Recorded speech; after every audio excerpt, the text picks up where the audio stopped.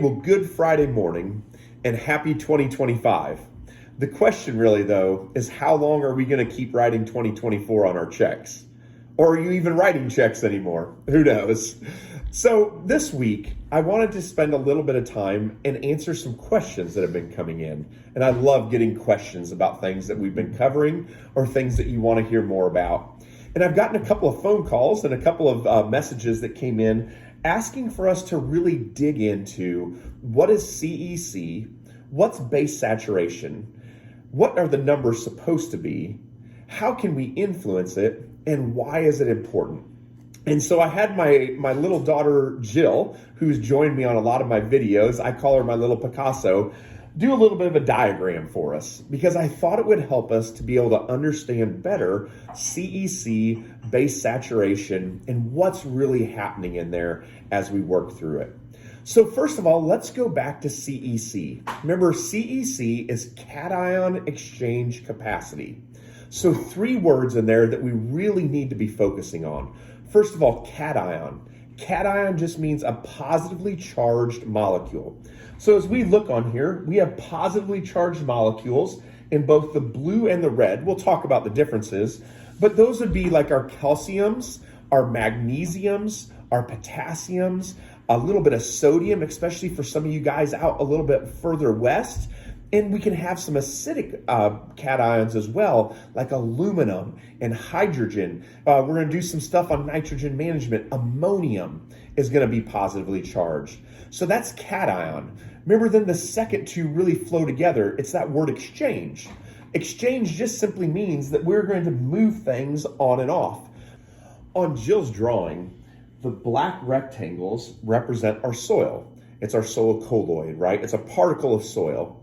And then what we're looking at on all these little circles, whether they're the blue or they're the red, we'll talk about what that means in a moment, are going to be the idea of cations.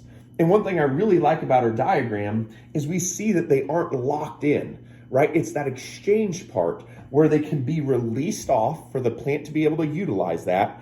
Or as we're adding fertilizers or as we're liming, as we talk about those things, we can change the ratios of our base saturation on the cation exchange capacity.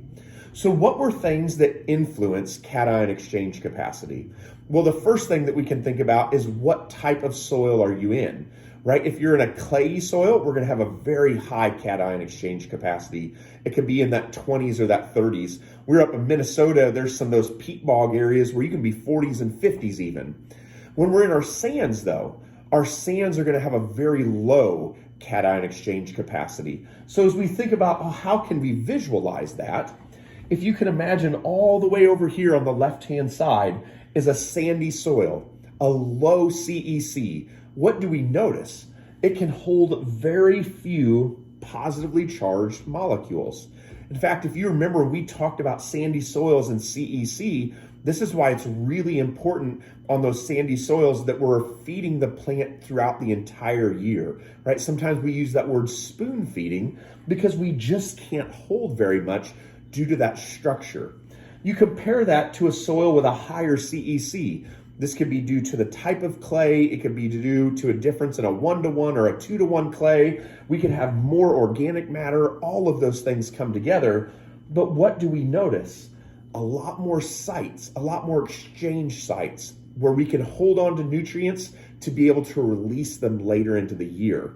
However, the second part of that though, is it takes a lot more to change everything on the high CEC compared to the low CEC, right? So it's a management issue as we go through. So that's our CEC, the cation exchange capacity. So you're like, John, how does this all relate to base saturation then? Well, base saturation just simply says when we look at all of the cation exchange capacity sites, right? All of our potential bonding sites, how many of them are occupied by what we like to call our base cations, which are going to be in the blue. The ones that we always talk about, calcium, magnesium, potassium, right? Those are our big 3 that we talk about. Sodium falls in there as well, though. So when we think about base saturation, we can look at it a couple of different ways. Simply how many blue circles, right? Because that's going to be our base cations. out of how many total sites. That's the easiest way. But we also want to start breaking it down though, because it's not just good enough to say we have a base saturation of 95%. That doesn't really tell us very much. So we want to start breaking down the base saturations into our key ones, that calcium, magnesium, potassium. And again, sometimes we'll talk a little bit about sodium. Today, we're really not going to focus on that. So first of all, let's talk calcium, magnesium, potassium. I like to start with just kind of where should they be, right? If we think about the soil tests that hopefully you guys have pulled and you sent off, when we get those back, oftentimes somewhere toward the middle, we're going to see base saturations.